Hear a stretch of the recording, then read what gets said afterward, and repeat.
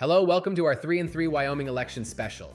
The Wyoming governor's race, after 14 years in the legislature, is Eric Barlow the leader Wyoming wants next? Can Brent Byon's outsider message break through? Those are headlines from the Casper Star Tribune.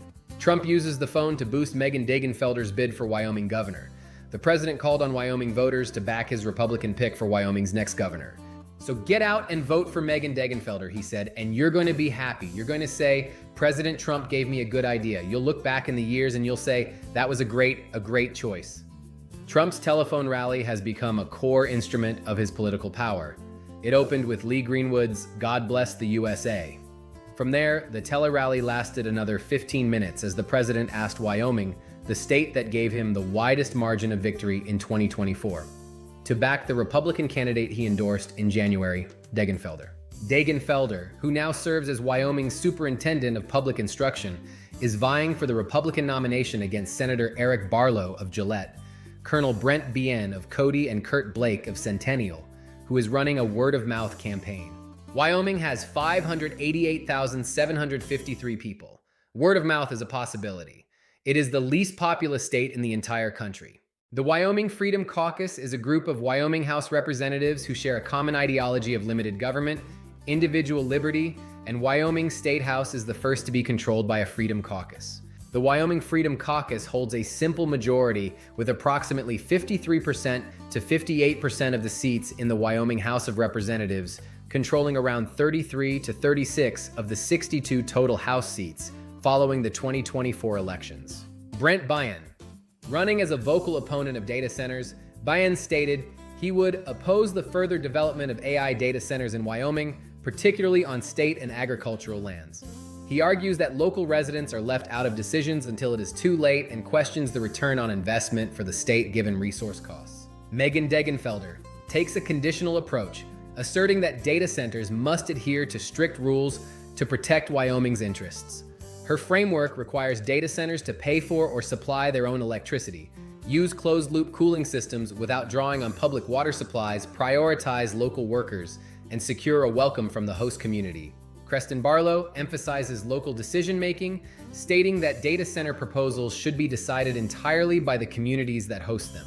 He notes that developments should utilize Wyoming energy with minimal to no impact on state water resources. Chuck Gray, Secretary of State and U.S. House candidate, campaigns against data centers, framing them as a strain on local resources, though his positions and votes, such as on state land easements for generation facilities, have sparked friction and debate with other state officials like Governor Mark Gordon.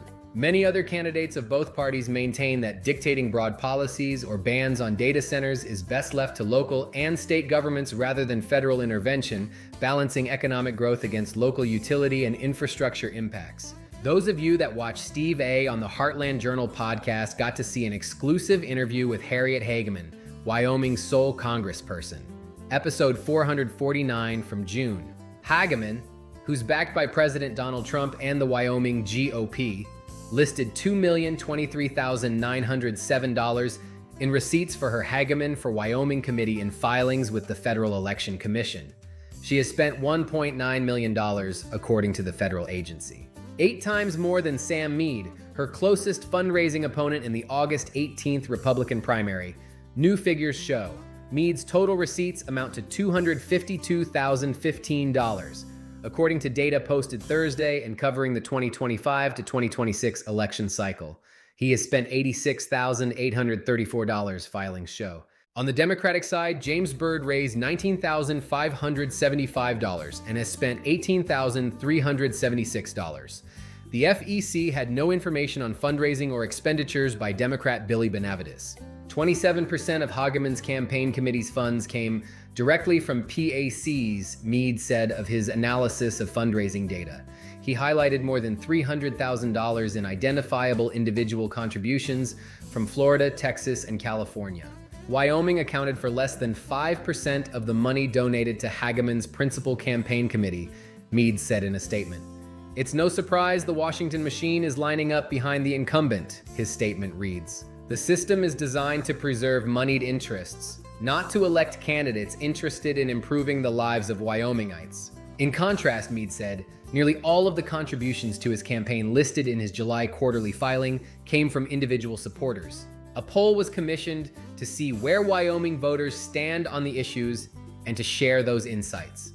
When asked whether public lands should be kept public and managed for multiple uses or sold, 91% of GOP primary voters said the property definitely or probably should be kept in public hands. Hageman's campaign said she remains closely linked to Wyoming residents.